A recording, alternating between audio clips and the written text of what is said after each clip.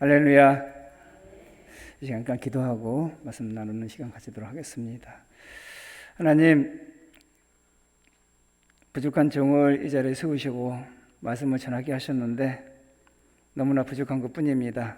우리 하나님, 성령으로 감동 감화하시고 이 말씀을 함께 나누는 주의 성도들과 예수 그리스도의 그 사랑과 구원하심의 은혜를 함께 나누며 함께 하나님의 나라를 향하여서 힘있게 걸어갈 수 있는 저희들 되게 하시는 이 시간 되게 하셔서 영광 받아 주시옵소서. 함께 하시는 하나님, 주님만을 믿고 나아갑니다. 도우시옵소서. 예수님의 이름으로 기도합니다. 아멘.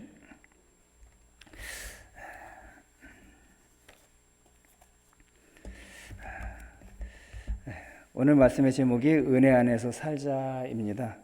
우리 서로를 바라보시면서 이렇게 말씀해 보실까요? 은혜 안에서 승리합시다. 하나님의 은혜로 행복한 인생이 되시기를 예수님의 이름으로 축복합니다. 아멘. 저 마스크를 좀 벗어도 되겠습니까? 네, 감사합니다.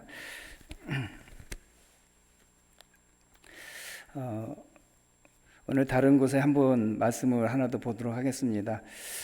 디모데후서 3장 1절에서 5절 말씀인데요. 디모데후서 3장 1절에서 5절 말씀.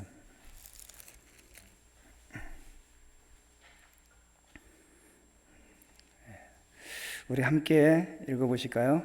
너는 이것을 알라.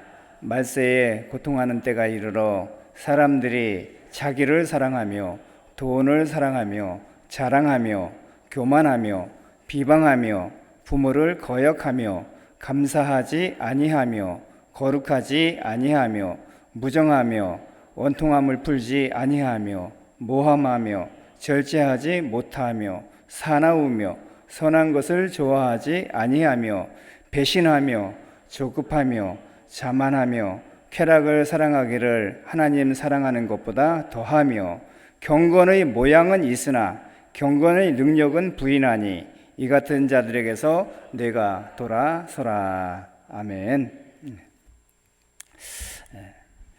예수님을 사랑하시는 성도 여러분, 예수님의 사랑과 은혜로 이 시간 함께 예배의 자리에, 말씀의 자리에, 기도의 자리에 있게 되어서 너무나 기쁘고 즐겁고 행복합니다.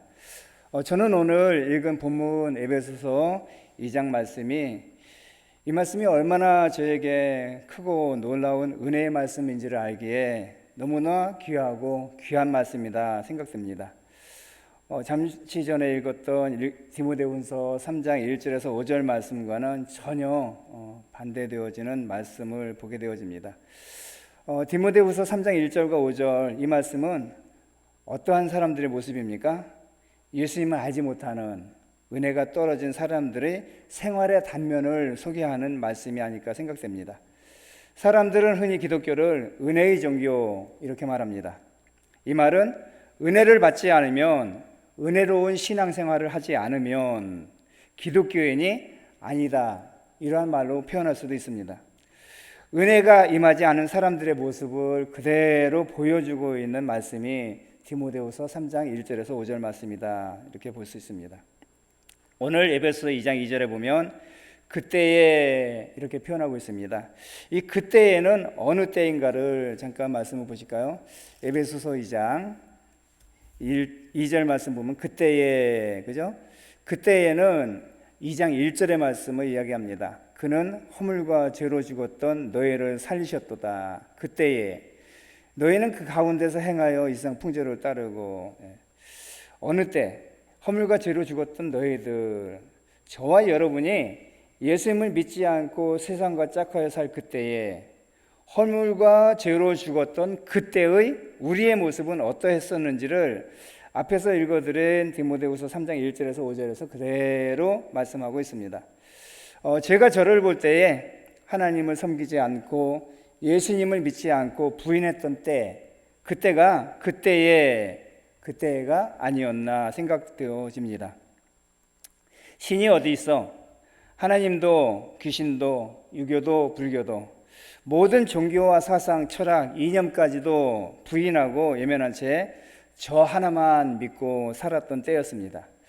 내가 아는 내 지식과 상식, 내가 경험하고 본 것, 그 외에는 믿지 않았던, 세상 말로 어찌 보면 꼴통이라고 하나요? 세상 말로?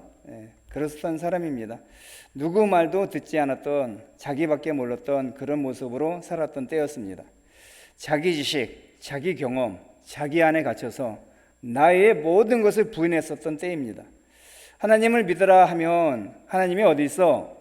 하나님이 있으면 저런 악하고 죄 많은 인생들이 어찌 저리 하늘로 머리를 두고 살 수 있어? 세상의 부정과 부패, 부조리, 법도 도덕도 상식도 외면당하고 말살되는 세상을 보면서 정말 열심히 살려고 발버둥 치던 사람들이 억울하게 모함당하고 시련 속에 살아가는 것을 보면서 하나님은 없다, 신은 없다라고 무신론을 주장했던 때였습니다. 복음을 전하러 오는 사람에게 하나님 믿지 말고 차라리 나를 믿어라, 그럼 내가 밥이라도 한 끼 사줄게 하였습니다. 시편 14편 1절과 시편 53편 1절에 보면요, 말씀의 어리석은 자는 그의 마음에 이르기를 하나님이 없다 하도다. 그들은 부패하며 가증한 학을 행하며 선을 행하는 자가 없도다. 저는 말씀 그대로 어리석은 자 그때였습니다. 예수님 믿고 천국 갑시다 하고 전도 오면 너나 천국 가세요 이렇게 했습니다. 심지어는 저희 집에 여러분들이 신방 전도를 와서 아내와 함께 대화하던 때에 제가 밖에서 우연히 듣던 중에 며느리들이 2사람 3사람 모이게 되어지면 가장 즐겁게 이야기하는 스토리가 무슨 이야기입니까? 여기 권사님들 많이 계시는데 죄송하지만 며느님들이 모이면은 시어머니 흉을 좀 봅니다. 권사님들은 안 그러셨죠? 안 그러셨을 거예요. 그런데 요즘 젊은 사람들은 그렇게 하는가 봐요. 시어머니 흉을 좀 보고 있었어요. 그런데 제가 밖에서 가만히 듣다 보니까 은근히 화가 납니다. 아니, 우리 어머니가 자기들한테 잘못한 것 있어요. 뭐 저희 며느리한테는 잘못한 것이 있으면 흉을 볼 수 있는데 왜 거기서 박수를 치고 함께 웃으면서 함께 저희 어머니 흉을 볼까? 괜히 화가 났어요. 그런데 이렇게 가만히 보니까 그 가운데 누가 있어요? 가운데 앉아서 가만히 앉아 계시고 웃고 계시면서 함께 그 자리에서 누리고 계시는 분이 한 분 독특하게 보여지는데, 양복 입고 넥타이를 매신 분, 어찌 보니까 목사님 같더라고요. 그런데 그분이 어떤 제어를 하거나 어떤 권면의 말씀을 하거나 하는 행위를 하지 않고 웃으면서 함께 즐거워하고 있는 모습을 보면서 제가 순간 너무나 화가 났어요. 그래서 제가 밖에서 제가 자동차 수리업을 오래 했었습니다. 한 35년 자동차 정비를 했었는데, 밖에서 자동차를 고치느라고 이렇게 부품을 조립하는 가운데서 망치를 들고 있었는데 은근히 화가 나는데 순간 불끈하는 마음이 씻어나서 이 망치를 들고 너들 거기 가만히 있어, 너도 오늘 다 죽었다, 이런 마음으로 망치를 들고 방문을 열고 쫓아가려고 그냥 가게 문을 열고 막 달려갔더니 누가 그랬겠어요? 너희들 거기 가만히 있어 하고 망치 들고 쫓아오면은 그래, 죽이려면 죽여라, 그렇게 가만히 앉아서 순교하실 분 계실까요? 모두가 어마뜨거나 자리에서 일어나서 그냥 정신없이 막 도망을 치시겠죠. 그런데 저한테는 다른 이렇게 신방 오러 오신 성도님들이 눈에 들어오는 게 아니라 목사님만 눈에 들어왔으니까 목사님에게만 쫓아갔습니다. 그랬더니 그 목사님이 신발도 구두도 신지 못하고 그냥 버려둔 채 양말발로 뒷담을 넘어서 나락을 심기 위해서 논에 이렇게 트랙터로 이렇게 논을 골라놓은 그 물논을 그냥 양복 입은 채로 4발로 기어서 도망가는 그러한 모습을 보면서 저 나름대로는 그래, 잘했어, 저런 목사는 혼나야 돼, 이렇게 하는 마음으로 스스로를 자랑스러워하는 그런 어리석은 자였습니다. 너무나 어처구니 없는, 정말 써먹을 데 없는 사람이 바로 저였습니다.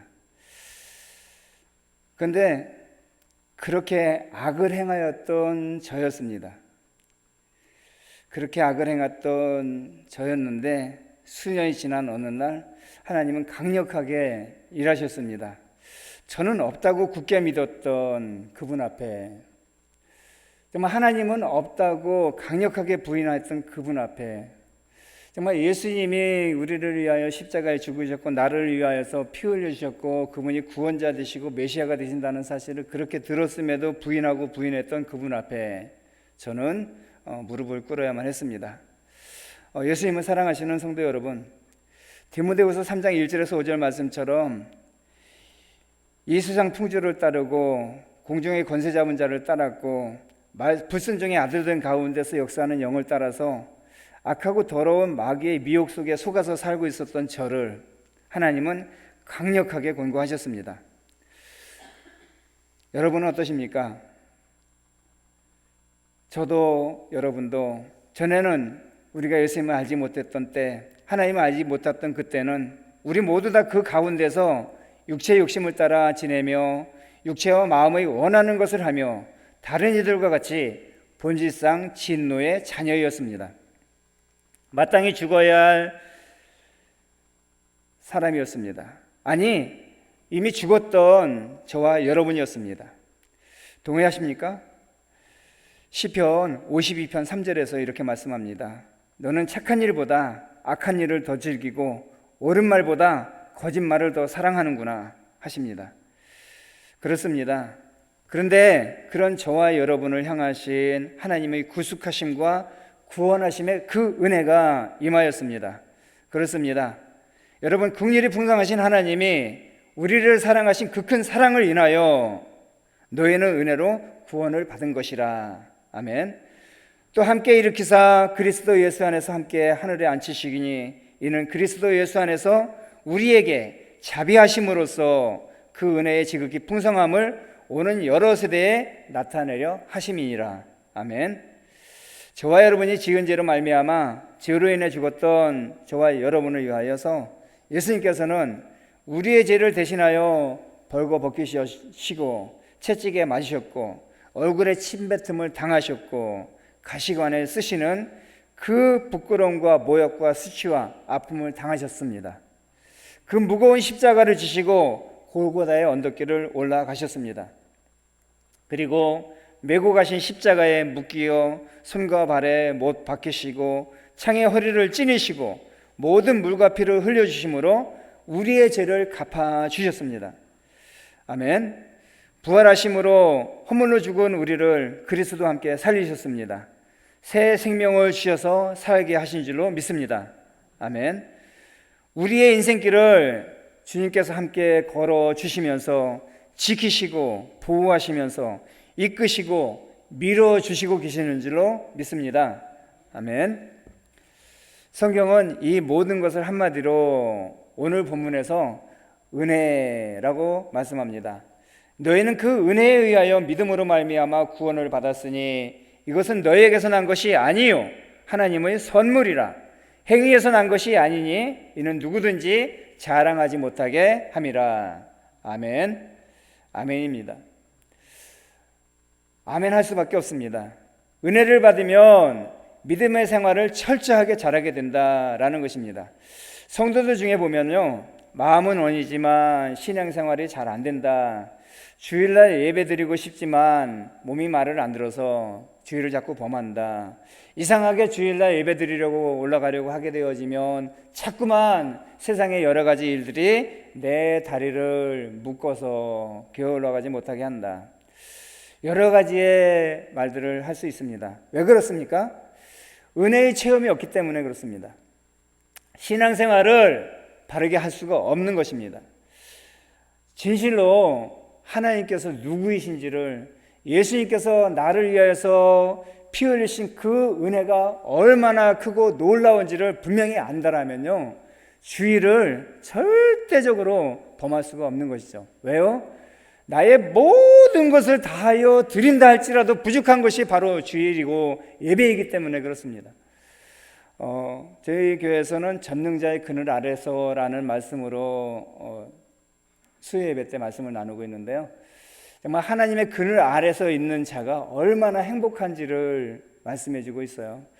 하나님께서 아브라함을 부르셨고 그의 모든 삶 속에 늘 동행하시면서 은혜 베푸시는 그 하나님의 은혜 가운데 아브라함은 어느 곳에 가든지 가는 곳마다 하나님 앞에 단을 쌓고 예배를 드리는 삶을 절대로 포기하지 않았다라는 것을 보게 되어지더라고요. 아브라함만 그렇습니까? 이삭도 그랬고요, 야곱도 그랬습니다. 성경에 기록된 모든 믿음의 사람들을 보게 되어지면 하나님 앞에 예배하는 그 예배 시간을 절대 포기하지 않더라고요. 그래서 하나님 말씀 앞에 있는 사람, 하나님을 진실로 섬기고 경외함으로 예배의 자리에 있는 사람은 진실로 행복한 사람이다, 복 있는 사람이다, 이렇게 말씀할 수 있습니다. 하나님께는 이러한 은혜를 어떤 경로를 통해서 우리에게 주시는 것일까? 요한복음 1장 17절에 보면요, 율법은 모세로 말미암아 주신 것이요 은혜와 진리는 예수 그리스도로 말미암아 온 것이다, 이렇게 말씀하고 있습니다. 우리의 삶의 변화와 축복을 주시는 하나님의 은혜는 나와 여러분을 위하여 십자가를 지신, 십자가에서 죽으신, 그리고 부활하셔서 영원한 생명의 주가 되신 예수 그리스도, 그분만을 통해서 저와 여러분에게 공급되게 하신다라고 말씀하고 있습니다. 그렇다면 예수 그리스도를 진실로 만나고 그분의 그 깊이 있는 말씀을 함께 나누며 교제하며 정말 성도의 이익을 만들어낼 수 있는 그곳이 어디인가? 저는 교회, 이렇게 한마디로 표현할 수밖에 없습니다. 교회에 나와서 예배드리는 그 시간 가운데 예수님은 진실로 저와 여러분을 만나주시고 감동하시고 감화하시고 역사하시는 은혜를 베푸시는 줄로 저는 믿습니다. 아멘. 그러므로 예수 그리스도를 믿고 은혜를 체험하는 성도 여러분, 예배의 승리자가 되시기를 예수님의 이름으로 축복합니다. 하나님의 은혜를 받아 누리는 데는 조건이 있습니다. 십자가에서 죽으시고 부활하셨고 마지막 때의 심판주로 오신 메시아 예수 그리스도, 그분을 우리의 구세주로 믿고 입으로 시인하는 것입니다. 그리고 그 예수님의 사랑과 은혜를 전하는 전도자의 삶을 살아야 한다라고 말씀하고 있습니다. 이 전도자의 삶을 살아가는 가운데에서 말씀의 은혜를 나누는 그 가운데에서 저와 여러분들의 신앙은 더욱더 굳세게 되어지고 강하게 되어지고 담대하게 되어지고 견고하게 되어질 줄 믿습니다. 성경은요, 성도가 하나님께로부터 이 은혜의 선물을 받을 때에 생활에 놀라운 변화가 일어난다라고 말씀하고 있어요.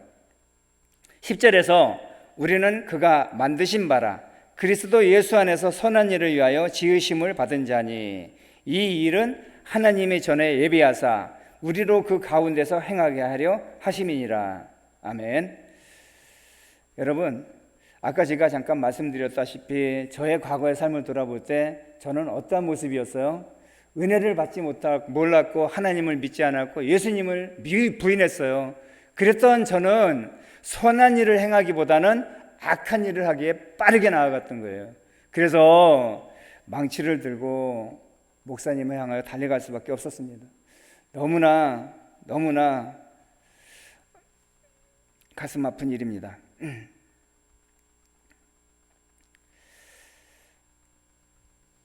하나님께서 저와 여러분을 만드신 목적, 그 목적을 분명히 안다라면 그렇게 살 수는 없을 것입니다. 저와 여러분을 위해서 죄와 허물에서 건지시고 새 생명을 주셔서 하나님의 자녀라고 이름하여 불러주시어 살게 하신 그 목적, 그 이유는 무엇입니까? 그거는 그가 만드신 바요 그리스도 예수 안에서 선한 일을 위하여 지으심을 받은 자라, 이렇게 말씀하고 있어요. 저와 여러분들을 택하여서 하나님의 자녀가 되게 하셨고 성도가 되게 하셔서 살게 하신 이유는 선한 일을 위하여, 이렇게 말씀하고 있는 거예요. 예수 그리스도를 통하여서 새롭게 하나님의 자녀로 지으심을 받은 자가 저와 여러분이고, 저와 여러분은 하나님께서 맡겨주신 그 선한 일을 위하여 새롭게 지으심을 받은 자다, 이렇게 말씀하고 있는 것입니다. 아멘. 마태복음 5장 16절 말씀에 이같이 너희의 빛이 사람 앞에서 비치게 하여 그들로 너희의 착한 행실을 보고 하늘에 계신 너희의 아버지께 영광을 돌리게 하라. 하나님께서 주시는 은혜의 빛, 소망의 빛, 생명의 빛이 임하게 되면 착한 행실을 하여 세상 가운데서 빛의 역할을, 소금의 역할을 하는 선한 일을 감당하게 하시는 하나님의 자녀가 되게 하시는 은혜를 주신 줄 믿습니다. 고린도전서 6장 20절 말씀에요, 하나님은 하나님의 소원을 이루시기 위하여 독생자 예수님의 생명으로 우리의 죄값을 치르셨습니다. 하나님은 값을 치르고 저와 여러분을 사셨다라고 말씀합니다. 그러므로 저도 여러분도 우리 모두 마음과 뜻과 정성을 다해서 거룩한 산 제사로 저와 여러분의 몸을 하나님 앞에 드림으로 하나님 앞에 영광을 돌리시는 복 있는 인생이 되시기를 예수님의 이름으로 축복해 드립니다. 끝으로 나눌 말씀은요, 본문 마지막 절 말씀입니다. 디모데후서 3장 1절에서 5절의 말씀에 너희가 이 같은 자들에게서 돌아서라 이렇게 말씀하고 있잖아요. 돌아서야 한다. 죄 가운데서 돌아서야 된다. 죄 가운데서 떠나야 된다. 세상 가운데에서 구별된 삶을 살기 위해서는 세상 사람들의 생각과 가치 가운데서 떠나야 된다. 하나님께서 지으신 하나님의 사람 아브라함을 소망 중에 부르셨어요. 그리고 그와 언약하십니다. 약속을 맺으십니다. 그리고 그가 살아가는 인생 가운데 함께해 주시겠다고 약속해 주시고 그에게 축복해 주실 것을 약속해 주셨어요. 그런데 이 축복을 약속하시기 이전에 하나님께서 하신 말씀이 있어요. 너희가, 아브라함아, 내가 떠나야 한다라는 것입니다. 떠나야 한다는 거예요. 어디에서 떠나요? 갈대아 우르에서 떠나야 돼요. 본토 친척 아비 집에서 떠나야 돼요. 아버지에게서 떠나야 되는 거예요. 왜 떠나야 됩니까? 구별된 삶을 살기 위해서, 하나님의 소명을 이루기 위한 언약된 백성의 삶을 살기 위해서는 떠나라는 것을 말씀하고 있어요. 오늘 읽었던 디모데후서 3장 말씀에서도 이 같은 자들에게서 내가 돌아서라 이렇게 말씀하고 있어요. 돌아서야 될 이유는 무엇입니까? 하나님의 선한 일을 감당하기 위해서라는 것입니다.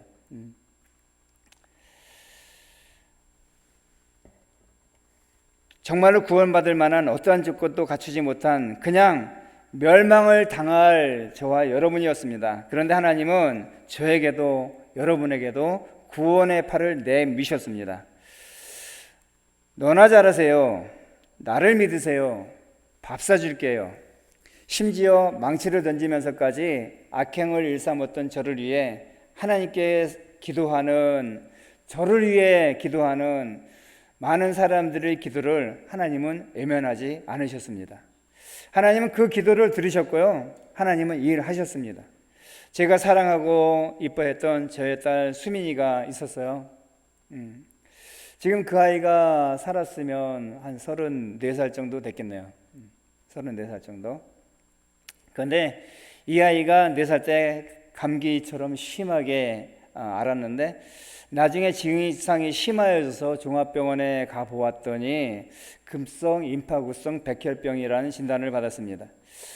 예수병원에 입원한 지 일주일 만에 아이가 세상을 떠났어요.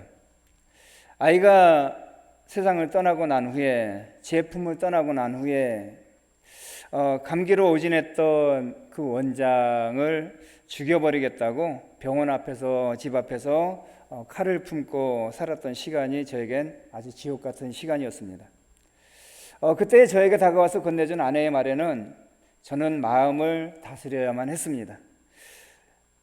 죽은 아이는 이미 우리 품을 떠났지만 우리에겐 아직 남아있는 한 아이가 있잖아요. 저의 아들을 위해서, 지금 우리 품에 있는 아이를 위해서 이제 그만 용서하세요. 그 말을 듣고 저는 정신을 차렸습니다. 그래. 살인자가 될 뻔한 2번의 위기 가운데 하나님은 저에게 다가와 주신 것이었습니다. 그리고 저를 만나 주신 거죠. 제 딸 수민이가 일찍이 다녔던 교회 선교원에서 이 아이가 3살 때, 4살 때 예수님을 영접했습니다. 하나님이 이 아이에게는 절대적인 신앙이 되었고요. 예수님이 이 아이에게는 절대적인 구원자 메시아가 되었습니다. 이 아이는 철저하게 믿음과 신앙으로 견고한 터 위에 서 있던 아이였습니다. 여러분, 3살짜리, 4살짜리가 설마 무슨 신앙이 있어, 무슨 믿음이 있어? 에이, 말도 안 되네요. 아닙니다. 하나님께서 주시는 은혜는요, 3살짜리 4살짜리도 얼마든지 신앙 고백할 수 있고요, 얼마든지 믿음 안에 살 수 있고요, 얼마든지 하나님의 구원하심의 은혜를 누릴 수가 있다. 저는 분명히 확신합니다. 저희 딸아이가 그랬으니까요. 이 아이가 믿음이 견고한 가운데에서 매일같이 저를 위해서 기도했습니다. 아빠, 예수님 믿어야 돼. 그래야 천국 갈 수 있어. 제가 밥 먹을 때마다 이 아이는 다가와서 고사리 같은 손으로 저의 손을 붙잡고 이렇게 말합니다. 아빠, 밥 먹을 때는 꼭 하나님께 감사해야 해. 기도하자 하면서 제 손을 붙들고 이 아이가 노래합니다. 일용할 양식을 주신 하나님 참 감사합니다 하면서 하나님께 기도합니다. 그리고 우리 아빠에게 하나님 은혜를 주시라고 기도합니다. 이 딸아이가 아팠어요. 병원에 갔습니다. 병원에 있는 그 일주일 동안 이 아이는 계속해서 이 이야기만 반복합니다. 아빠, 나 교회 가면 살 수 있어. 나 여기 있으면 죽어. 나 교회 가면 살 수 있어. 나 여기 있으면 죽어. 아빠, 나 교회에 데려다 줘. 아빠, 나 교회 가면 살 수 있어. 나 여기 있으면 죽어. 제 귀에 수없이 반복되는 이야기로 들려왔습니다. 매일같이 얼굴 보면은 잠시도 쉬지 않고 어떠한 가운데서든지 잠도 자지 않고 볶아서 그렇게 교회를 들여다주기를 간절히 원했습니다. 잠도 자지 않고 그렇게 졸라대는 아이를 업고 그럼 교회 갈까 하고 업고 나오면요, 그냥 잠이 듭니다. 그럼 제 등허리에서 잠을 자는 이 아이를 다시 업고 병원 안으로 들어가게 되어지면 확 들어오는 코에 들려오는 그 병원의 그 소독약 냄새, 알코올 냄새, 병원 냄새에 잠이 번뜩 깨가지고 아빠, 나 교회 데려다 달라니까 왜 또 병원에 왔어? 나 교회가 데려다 줘. 교회 가면 나 살 수 있다니까? 이 말을 계속해서 반복했습니다. 이 아이를 일주일 동안 제가 믿음이 없어서 교회를 데려가지 못하고 계속 병원만 의지했어요. 그런데 이 아이를 계속해서 병원에서는 여러 가지 검사를 한다고 이 아이를 마취도 시키지 않고 뼈에 구멍을 뚫고 고수를 채취하고 수없는 고통과 수없는 고문을 하면서 아이를 점점점 고통스럽게 하는 가운데에서 저는 그래도 병원에 있어야지만 살 수 있다는 생각을 가지고 아이를 병원에 맡겼어요. 끝내 아이는 병원에서 생명을 거두었습니다. 그런데 이 아이가 엄마 등에 있다가 창문에서 밖을 내다보면서 엄마, 저기 천사가 내려오네. 왜? 그러니까 나 데리러 오고 있어. 나 데리러 오고 있어. 저기 천사가 지금 오고 있어. 나 데리러 오고 있어. 그리고 잠시 후에 이 아이의 숨이 끊어졌습니다. 그 충격에 저희 아내가 너무나 가슴 아파서 지쳐 있을 때 집사람이 기도하는 가운데 하나님께서 위로의 말씀으로 이 아이가 천국에 임하였다라는 말씀을 주셨고, 그리고 그 아이가 천국 문에 입성하는 광경을 환상을 통해서 보여주셨다, 이렇게 이야기합니다. 그러면서 제 아내가 힘을 내어서 금식기도 가운데 금식을 풀고 식사를 하면서 이제 하나님 주시는 평안과 위로를 경험하면서 그렇게 신앙생활을 했죠. 저도 이 아이를 그렇게 보내고 나서 수일 뒤에 알게 된 일이 오진이었어요. 임파구성 백혈병도 오진이었더라고요. 그때는 단핵구증이라는 유행성 임파구성 전염병이 유행을 했었는데, 이 병이 학계에는 보고가 되었는데 일반 병원에서는 아직 그 어떤 대처 방법이나 어떠한 그 치료법이 아직 개발이 되지 않은 상태에 있었던 관계로 이 아이에게 오진을 내리게 되었고 결국은 아이가 운명하게 되었다라는 것을 알게 되었을 때, 정말 이 아이가 아빠, 나 교회 가면 살 수 있어. 나 교회에다 데려다 줘. 그 말을 내가 듣고 교회만 데려다 줬으면 이 아이는 살았어요. 분명히 살았어요. 왜? 이 아이가 알았던 단핵구성 질병은 치료약이 따로 없더라고요. 그냥 한 열흘 정도에서 보름 정도를 따로 구별해 가지고 그냥 가만히 그냥 휴면만 취하고 있으면, 휴식만 취하고 있으면 낫는 병이에요. 스스로 치료되는 그런 질병이었어요. 그런데 이것을 임파구성 백혈병으로 오진하는 결과로 수많은 아이들이 생명을 잃어간 결과를 그때 유행병으로 돌았을 때예요. 그런데 이때 그 대학병원으로 제가 많은 아이들이 이제 동일한 질병을 알았을 때 전북대병원으로 가셔라, 그래야지만 살 수 있다라고 했을 때 전북대병원으로 가서 학계 보고된 그 정보를 가지고 치료를 받았던 많은 아이들은 병원에 입원해가지고 그냥 휴식만 취하고 있으면서 치료하고 나온 아이들이 저희 마을에도 수없는 아이들이 그렇게 치료를 받았던 기억이 있습니다. 그래서 정말 이 아이의 믿음은 너무나 귀한 것이었구나. 하나님께서 주신 믿음에 확신이 있지 않으면 어떻게 그렇게 말할 수 있었을까? 나 교회에 데려다 줘. 그러면 나는 살 수 있어. 나 여기 있으면 죽어. 이 아이의 믿음은 예수님 앞에, 하나님 앞에, 교회에 가서 정말 하나님 의지하면 자기는 살 수 있다라는 그런 확신한 믿음이 있더라고요. 그런데 저는 믿음이 없어서 그것을 하지 못했어요. 호흡을 멈추는 순간까지 아빠 나 교회 데려다 줘. 그러면 살 수 있어. 저는 그렇게 딸아이가 갈급하게 목마르던 교회에 관심을 가지지 않을 수가 없었어요.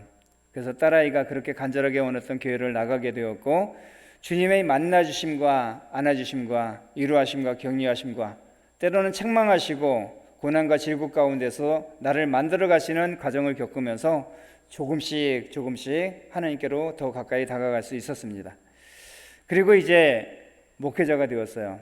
전도자의 마음으로 세상에 나갈 때 너무나 나 같은 죄인을 구원하시고 정말 주의 백성 삼으시고 목회자로 세우신 하나님께 감사하면서 그렇게 하루하루를 살아가면서 아직도 하나님이 없다는 어리석은 자들, 세상 가운데에서 자기의 방법과 생각대로 그것이 옳다라고 생각하면서 살아가는 그러한 사람들을 바라보면서 저의 모습을 되새기면서 하나님 앞에 무릎을 꿇지 않을 수가 없습니다. 하나님, 저들에게도 은혜를 주시옵소서. 제가 전도를 해볼 때 아직 저 같은 사람을 만나보지 못했어요. 저같이 오만하고 방자하고 저같이 무식하고 용감한 사람을 만나보지 못했어요. 그만큼 아직은 세상이 선하다. 그래서 저는 소망이 있습니다. 나 같은 사람도 변심하여 목회자가 되게 하셔서 그렇게 핍박하던 예수님을 믿고 예수님의 사랑을 전하고 있는 목회자로 세우신 하나님께서 나보다 더 강팍하고 나보다 더 선하고 나보다 더 바르게 세상을 살아가고 하는 저 사람들이 아직 예수님을 믿지 않고 있지만 그들이 예수님을 믿고 교회로 나오게 되어지는 그 과정은 더 빠르지 않을까 하는 소망을 가지며 살아가고 있습니다. 저는 늦게 신학을 했습니다. 강팍하게 세상을 살다가 보니까 늦게 신학을 하게 되었고, 신학을 하면서 하나님 소외된 곳 낙도나 오지에서 정말 주의 교회를 섬기며 그렇게 목회자로 섬기고 싶습니다. 이렇게 소원을 하고 그렇게 마음을 가지고 목회를 준비했습니다. 그리고 제가 사람의 욕심으로 카센터를 하던 그 자리를 교회로 멋지게 꾸미고 앰프 갖다 놓고 의자 갖다 놓고 교회 개척을 하려고 하니까 신기하고도 놀랍게 교회를 개척하려고 하는 저를 교회를 개척하지 못하게 막더라고요. 아니 목회자가 교회를 개척하려고 하는데 교회를 못하게 막아요. 누가? 목사님들이. 왜 그랬을까요? 아니라는 거죠. 주님의 뜻이 아니라는 거예요. 그래서 그러면은 하나님 어떻게 할까요? 라고 기도하고 있었더니 하나님께서 저에게 깨닫게 하시더라고요. 너 낙도로 가기로 했잖아. 오지로 가기로 했잖아. 그런데 너 왜 여기에서? 왜 그랬을까요? 그곳에서 많은 사람들이 우리 교회 세우자. 그러면은 함께 하겠다라고 하는 사람들이 한 2, 30명 결집되어서 교회를 개척하면은 바로 교회가 될 수 있으니까 욕심 때문에 그렇게 하기로 했었는데 막으시고, 그러면은 저 하나님께서 원하시는 것으로 보내주십시오 라고 했더니, 그렇게 교회 개척을 막던 그 목사님이 저에게 전화해서 진도에 자리 났다고 하대요, 연락 한번 해보세요. 그래서 진도에 연락했더니 곧바로 오라고 해서 진도로 칼같이 왔습니다. 하나님께서 강권적인 역사로 보내주셨어요. 그래서 진도에 전화하고 무려 15일 만에 진도로 이사를 와서 살게 되어지는, 그렇게 하나님께서는 강하게 역사하셔서 이거 진도로 보내주셨고, 그리고 이 진도에 와서 정말 섬기고 있는 가운데 초사교회를 가게 되었고, 그리고 초사교회에서 사역을 하는 가운데 정말 너무나 어렵고 힘들더라고요. 제가 자리 목회하겠습니다, 정말 은혜로 하겠습니다, 그리고 정말 성실하게 열심히 최선을 다해서 그렇게 교회를 섬기려고 해본들 너무나 힘들고 지치더라고요. 첫째, 생활이 안 되니까, 먹고 살 것이 힘드니까, 자녀들 학자금이 안 되니까, 여러 가지로 힘들고 지쳐서 어려운 가운데 하나님 앞에 기도하니까 하나님께서 하나하나 선하심의 통로를 열어주시고, 그래서 교회와 성도님들의 관심과 기도와 애정으로 후원하심의 손길을 입어서 그렇게 초사교회가 지금도 세워져 가고 있는 가운데, 우리 진도중앙교회에서도 그렇게 초사교회를 기도와 사랑으로 섬겨주시고 재정적인 후원도 해주시고, 또 제가 이번 추석 때 자동차 운행을 하다가 원치 않는 사고를 당해서 자동차가 폐차가 되고, 정말 교회가 자동차가 없어서 정말 어려운 가운데 있는데 정말 연합 재직회와 진도 시찰회가, 그리고 진도중앙교회 성도님들이, 또 교회가 힘을 모아주시고 기도해 주셔서 오늘 차량 이전 등록도 하게 되어지고, 그러다 보니까 정말 하나님의 은혜가 아니면 안 되는구나, 정말 하나님의 은혜가 아니면 그 어떤 것도 할 수가 없구나, 오직 은혜 아니면 살 수가 없구나, 그렇게 생각되어지는 이 시간이 더 은혜의 시간이다, 이렇게 생각되어집니다. 저희 초사교회는요, 지역 복음화를 위해서 정말 열심히 노력하고 있습니다. 제가 초사교회 가서 6년 사역하면서 막혀져 있는 통로들을 열기 위하여서 막혀진 담을 헐고 묶여져 있는 끈을 끌어가는 가운데에서 6년이란 수고를 계속해서 해왔습니다. 이제 어느 정도 호박이 삶아진 것 같아요. 찌르면 들어가더라고요. 그래서 2023년에는 보다 전도를 진보적으로 좀 열심히, 그래서 이제 추수할 수 있는 기회의 해가 바로 2023년이 되게 해주십시오 하는 기도를 하면서 지역 복음화 사역을 하고 있고요. 또 초사교회 비전과 사역 가운데 그곳에 와서 거하는 외국인 노동자들에게 복음을 전하고, 또 그들을 초빙해서 함께 식사의 교제를 나누고 문화의 교류 행사를 하다 보니까 정말 외국인 선교사역을 꼭 외국의 선교사를 보내서만 하는 게 아니라, 내국에 들어와 있는, 지금 우리 발 앞에 와 있는, 우리 교회 앞에 와 있는 이들에게 복음을 전하는 이 사역을 해야 되겠구나, 하나님 이 사역을 어떻게 하면 할 수 있을까요? 라고 기도하면서 외국인 선교사역 초사교회에서 감당하게 해주십시오. 작년에 제가 진도군 교회연합회 서기를 하면서 진도군 교회연합회에서 외국인 선교사에게 비전을 가지고 함께 교회 공동체의 꿈을 만들어서 사역을 한번 해봅시다라고 많은 이야기를 하면서 서울 교회의 어떤 그 좀 큰 교회들의 어떤 도움을 또 호소하면서 함께 사역의 비전을 꿈꾸면서 여러 가지로 진행을 해보았습니다. 그런데 잘 안 되더라고요. 그래서 하나님, 그러면 초사교회에서 하겠습니다라고 선포했어요. 그리고 초사교회에서 외국인 선교 사역을 감당하고 진도에 있는 모든 외국인들을 품고 기도할 수 있게 해주십시오라는 기도의 제목을 가지고 기도하고 있습니다. 그래서 초사교회에 정말 이 외국인 노동자 사역을 위하여서 기도의 동역자 300명 붙여주십시오 하는 기도를 지금 드리고 있습니다. 그리고 외국인 노동자들에게 복음을 전하고 신학교를 보내고 목회자를 세우고 그들의 본고장으로 그들을 선교사로 파송하고 그들의 교회의 고장에 교회를 세우는 일까지도 초사교회에서 할 수 있도록 하나님 은혜를 주시옵소서 하는 기도를 하고 있습니다.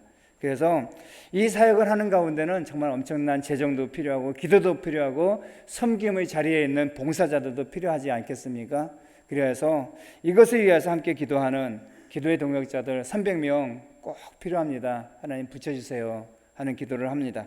그리고 재정을 채워주십시오라는 기도도 함께 아울러 하고 있습니다. 우리 진도중학교 성도님들께서도 초사교회를 기억해 주시고 초사교회의 비전과 사역을 함께 나누면서 하나님 앞에 아뢰시는 그 은혜의 기도를 드려주시기를 간곡하게 부탁을 드립니다. 하나님께서는 초사교회의 비전을 주셨지만 이 비전은 하나님의 비전이고 하나님의 소망이라고 저는 믿습니다. 그래서 우리 믿음의 공동체가 하나됨으로 이 소중한 사역을 함께 이루어갈 수 있는 가운데 귀하게 우리 진도중앙교회와 성도님들이 함께 힘을 보태 주시기를 간절히 요청합니다. 이 시간 정말 두서없이 저의 신앙과 믿음의 고백을 통하여서 또 저의 삶 속에서 제가 행했던 악한 행위를 부끄러움 없이 이렇게 성도님들 앞에서 간증하는 형식의 말씀을 전하였습니다. 정말 저의 모습은 너무나 악하고 추하고 더럽고, 그런데도 이 자리에서 말씀을 전하게 할 수 있는 것은 오직 하나님의 은혜였고, 그 하나님께서 베푸신 구원하심의 그 은혜를 제가 받았고 누리고 있기에 여러분에게 이 말씀을 드릴 수 있습니다. 부끄럽지만 함께 나눈 제 과거의 이야기를 묻어두시고 용서해 주시고 이제 소망 가운데 다시 한번 새 생명을 가지고 새롭게 살아갈 인생들을 위해서 축복해 주시는 은혜가 있으면 감사하겠습니다. 이 시간 함께 기도하겠습니다.